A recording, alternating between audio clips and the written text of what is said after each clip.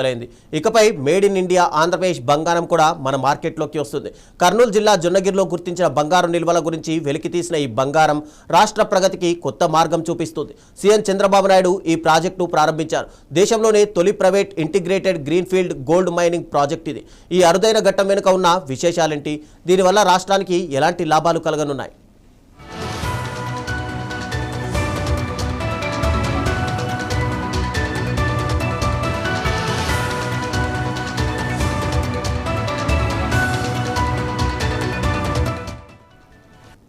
ఆంధ్రప్రదేశ్ ఆర్థిక వ్యవస్థకు బలం చేకూర్చే సువర్ణ అవకాశం లభించింది.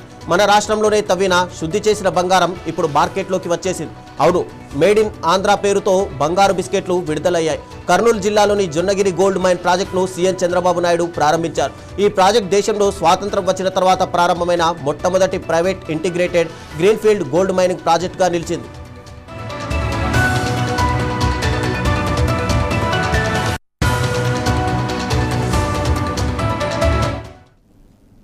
జొన్నగిరిలోని గన్ల నుంచి వెలికితీసిన బంగారు ఖనిజాన్ని అక్కడే శుద్ధి చేసి బంగారు బిస్కెట్లుగా మార్చారు. 100 గ్రాములు 500 గ్రాముల బరువుతో తొలి బంగారు బిస్కెట్లను తయారు చేశారు. ఈ బిస్కెట్లపై ఆంధ్రప్రదేశ్ లోగో కూడా ముద్రించారు.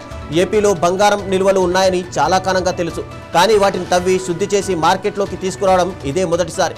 ఇది కేవలం ఒక పరిశ్రమ విజయం మాత్రమే కాదు, రాష్ట్ర పారిశ్రామిక ప్రగతికి, ఖనిజ సంపదకు ఒక గొప్ప నిదర్శనం.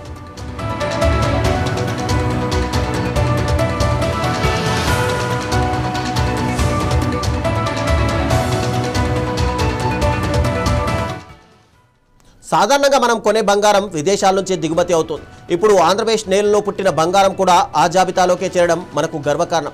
జొన్నగిరి గోల్డ్ ప్రాజెక్ట్ విజయవంతం అవడంతో రాష్ట్ర ఖనిజ సంపద ప్రపంచ దృష్టిని ఆకర్షిస్తోంది.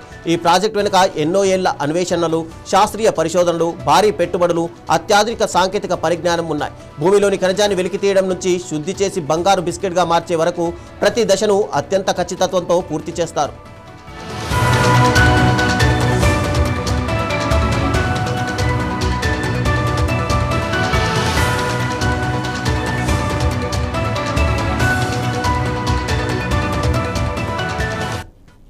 జొన్నగిరి గోల్డ్ మైన్ ప్రాజెక్ట్ ఆంధ్రప్రదేశ్కు బంగారు భవిష్యత్తును సూచించేలా నిలిచింది. ఇది రాష్ట్ర ఆర్థిక వ్యవస్థకు గణనీయమైన ఊతమిస్తుందని, వేలాది మందికి ఉద్యోగ ఉపాధి అవకాశాలను కల్పిస్తుందని అంచనా వేస్తున్నారు. స్థానిక ప్రాంతాల అభివృద్ధికి, రవాణా, అనుబంధ పరిశ్రమల విస్తరణకు ఇది దోహదపడుతోంది. ప్రభుత్వానికి రాయల్టీల రూపంలో ఆదాయాన్ని తెచ్చిపెడుతుంది. పెట్టుబడిదారుల్లోనూ విశ్వాసాన్ని నింపుతుంది. రాష్ట్ర ఖనిజ సంపదను పూర్తి స్థాయిలో వినియోగించుకునే దిశగా ఇది ఒక కీలక ముందడుగు.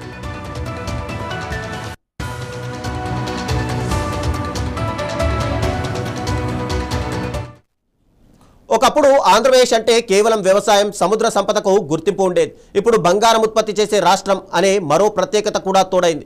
జొన్నగిరి నుంచి వచ్చిన ఈ తొలి బంగారు బిస్కెట్లు రాష్ట్ర భవిష్యత్తుపై కొత్త ఆశలను, కొత్త అవకాశాలను సృష్టిస్తున్నాయి.